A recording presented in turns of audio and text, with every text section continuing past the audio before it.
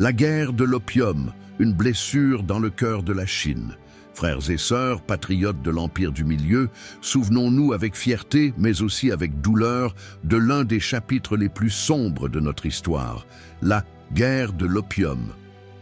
Ce n'était pas simplement une guerre militaire, c'était une guerre contre notre souveraineté, notre dignité et notre peuple. La perfidie occidentale.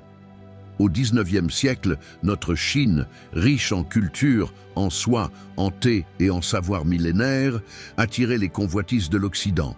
L'Empire britannique, avide de profit, n'ayant rien d'équivalent à offrir, a trouvé un poison à nous vendre. L'opium. Une drogue destructrice qu'ils ont introduite dans notre société en masse, plongeant nos familles, nos jeunes, nos soldats dans l'addiction.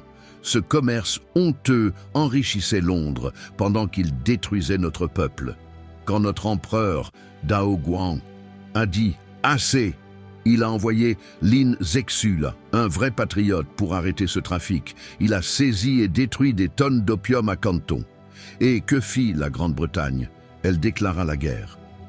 Oui, ils ont osé faire la guerre pour défendre le droit de nous droguer, une guerre injuste, un traité humiliant. La première guerre de l'opium, 1839-1842, a vu la supériorité technologique des Britanniques écraser notre armée. Nos ports ont été bombardés, nos côtes envahies. Et la paix? Une farce. Le traité de Nankin fut imposé à nous comme une corde autour du cou. Nous avons dû céder Hong Kong, ouvrir plusieurs ports au commerce étranger et payer une énorme indemnité. Ce n'était pas un traité de paix. C'était un acte de soumission, et ce ne fut pas fini.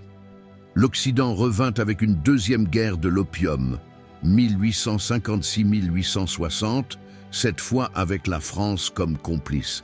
Ils pillèrent notre palais d'été, le Huiyuan Mingyuan, un joyau de notre civilisation.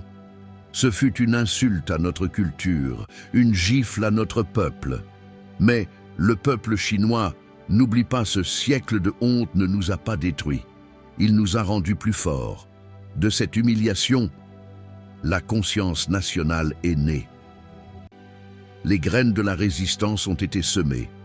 Et aujourd'hui, en tant que fils et filles de la Chine, nous marchons la tête haute en mémoire de Lin Zexu, en mémoire des innocents sacrifiés par la cupidité étrangère. La guerre de l'opium, c'est la preuve vivante que lorsqu'un peuple est uni, aucune puissance étrangère ne peut le briser pour toujours. La Chine s'est relevée, la Chine se souvient, et la Chine ne pliera plus jamais. Abonnez-vous à la chaîne Histoire du Monde si ce genre de contenu vous plaît.